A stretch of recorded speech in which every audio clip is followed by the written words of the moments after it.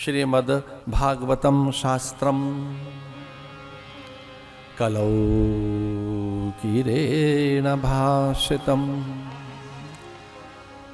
भागवत, भगवत नाम, भगवन नाम, हरेर नाम, हरेर नाम, हरेर नाम केवलम। कलयुग में ऐसा भी बताया कि कुछ अधिक न हो तो भगवन नाम स्मरण होता रहे। कलयुग केवल हरि गुण गाहा। एक कलयुग में कुछ न हो सके तो भगवन नाम स्मरण करते रहिए। पर शास्त्र की बड़ी बात बताते हैं आपको। शास्त्र कहता है समस्त दुखों की जड़ भगवत विस्मृति है। भगवत विस्मृति, ईश्वर की विस्मृति, सत्य की विस्मृति और आत्मविस्मृति ही दुख की जड़ है। नाना प्रकार के दुख जीवन में इसलिए हैं कि सत्य का विस्मरण किए बैठे हैं। उसकी विस्मृति हो गई है, अपना पता भूल गए, उसका पता भूले बैठे हैं। इसलिए उसका स्मरण होते रहना चाहिए। जिह्वा से उसका स्मरण, मन से भी।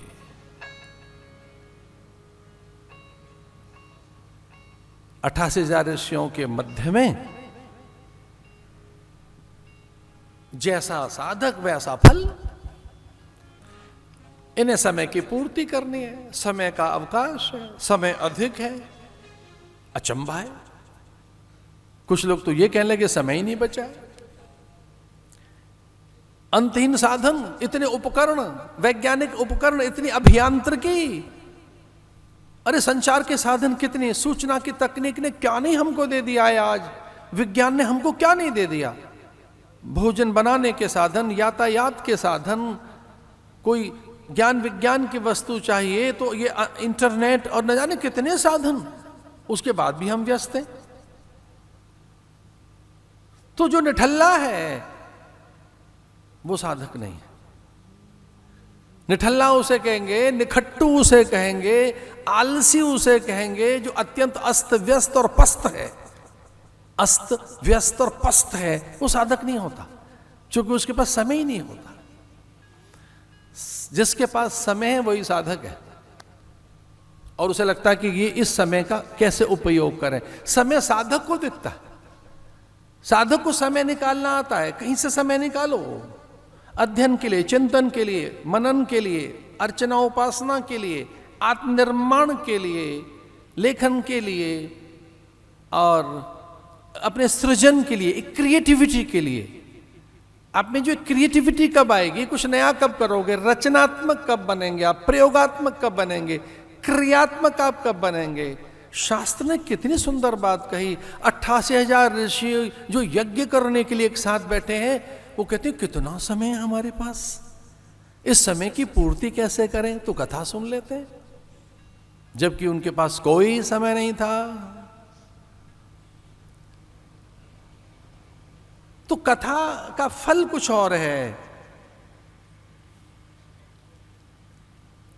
परीक्षित आदि ने कथा सुनी, उसका फल कुछ और है। आप किसके लिए कथा सुन रहे हैं, आपका संकल्प क्या है। तो ये ध्यान रखना, कथा में संकल्प भगवत प्राप्ति अथवा आत्म जागरण का हो, क्लेश निवृत्ति का हो, अज्ञान भंजन का होना चाहिए, पारमार्थिक प्रवृत्तियों के विस्तार का हो, सत्कर्मों की संलग्नता का हो, शुभता और दिव्यता के उदय का हो, आत्म चैतन्यता का हो। भगवत दर्शन का संकल्प लीजिए, उनकी कृपा को अनुभूत करने का। एक बावरापन है ये हमारा कि उनकी कृपा कब होगी। उनकी तो कृपा है, हमें अनुभव नहीं हो रही है। उनकी तो कृपा है, तो भगवत कृपा है, ये अनुभव बने हमारा। वो तो हमसे दूर नहीं, नित्य है, ये अनुभव बने हमारा। उनके नैकट्यता में है हम। इस भरोसे के साथ रहना कि आपका इष्ट और आपका गुरु सबसे अधिक आपसे स्नेह करता है, इस विश्वास में रहना, क्योंकि वो सबसे निकट है आपके वही निकट है। क्योंकि श्रद्धा में उसका नैकट्य बोध होता है। श्रद्धा में ही उसका नैकट्य बोध होता है, वो बहुत निकट है। दूर उनके लिए है जिनके पास श्रद्धा की पूंजी नहीं है। श्रद्धा की पूंजी जिनके पास है वह वो प्रकट हो जाता है, वो रहता ही है मन मानस में। इष्ट कभी दूर नहीं रहता। और इष्ट किसे कहते हैं? जो हमारी अभीष्ट की सिद्धि करता है उसे इष्ट कहते हैं। जो हमारे अनिष्ट की निवृत्ति करता है उसे इष्ट कहते हैं। सुतो उवाच श्रीमद्भागवतं शास्त्रम् कलौ गिरेण भाषितम्।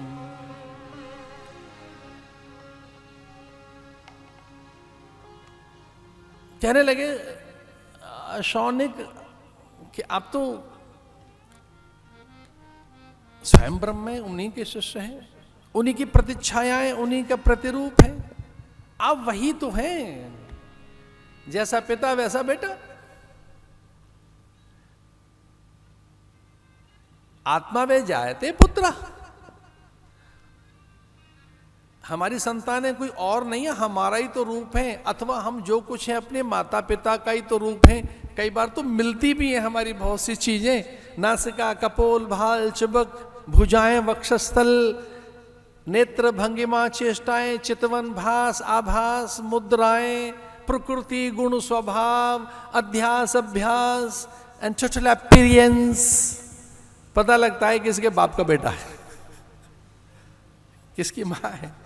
शिष्य भी ऐसा ही दिख जाता है, उसकी भाषा विचार से, भंगिमा प्रकृति से, स्वभावशील संयम से, चिंतन चरित्र आचरण से उसकी सकल पारमार्थिक आभा आभासित होती है। अरे उनका शिष्य ही तो ऐसा लगता है। खाली कपड़े से ही नहीं, स्वभाव से, वाणी और विचार से भी कई बार हमारे पूर्वज हम में प्रकट होते हैं।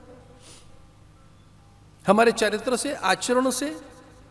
और कुछ हमसे चूक हो तो हमसे कुछ नहीं कहते, कहते हैं इन ऐसा ही सीखा है इन्होंने। कोई चेला अगर गलत भी हो गया है तो बेचारे को कभी उसको कुछ नहीं कहा बड़े लोगों ने, धीरे से काना फूंसी करते हुए कहते हैं गुरु ने ऐसे ही सिखाया है। ये दोष है अभ्यास का, वहां से यही उच्चारण सीखा है। कई बार घर में आई नवेली बहू दुल्हन भी कुछ उसमें विसंगति हो, असंगत हो वो, अथवा उसमें कहीं समन्वय नहीं है, सामंजस्य नहीं है, स्वर में उग्रता है, स्वभाव में तीक्ष्णता है, कोई कुछ कहता थोड़ी है। आज समझते वहीं का संस्कार है पीछे वाला, या बहुत पारमार्थिकता है, या बड़ा विनय है, या समर्पण है। हम कैसे करें? वो गुण तो हमारे साथ पीछा करते ही हैं। तो याद रखना हम किसके हैं, याद रखो हम किसके हैं। हम सब ईश्वर की संतानें हैं, हम सब। तो वो गुण हम में है। आत्मा वह जायते ही पुत्र। हम तो भगवान की संतानें हैं, हम तो भगवत संतानें हैं, ऋषियों की संतानें हैं।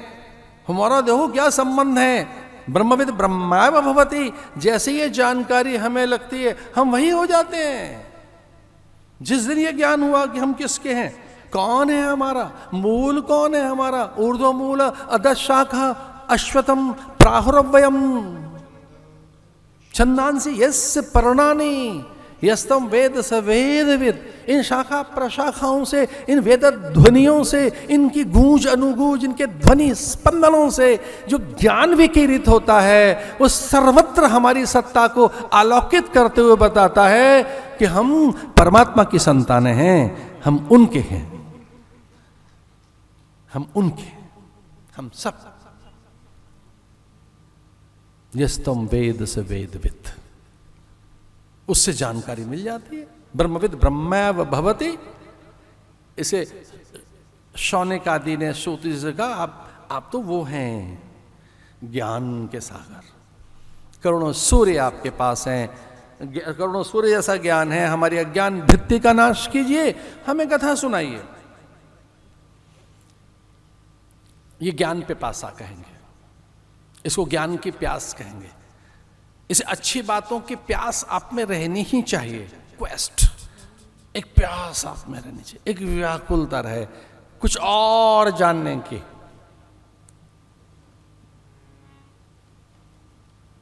सर्व सिद्धांत निष्पन्नम सर्व भय विनाशनम,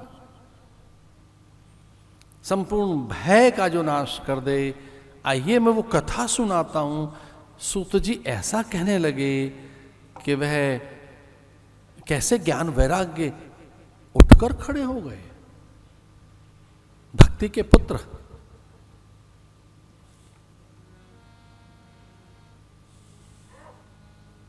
यहां ज्ञान और वैराग्य छोटे हैं, भक्ति बड़ी है। ज्ञान मार्ग में ज्ञान बड़ा है, कर्म मार्ग में कर्म बड़ा है, भक्ति मार्ग में भक्ति बड़ी है। पर भागवत में भक्ति श्रेष्ठ बताई गई, भक्ति के ही पुत्र बताए गए ज्ञान और वैराग्य।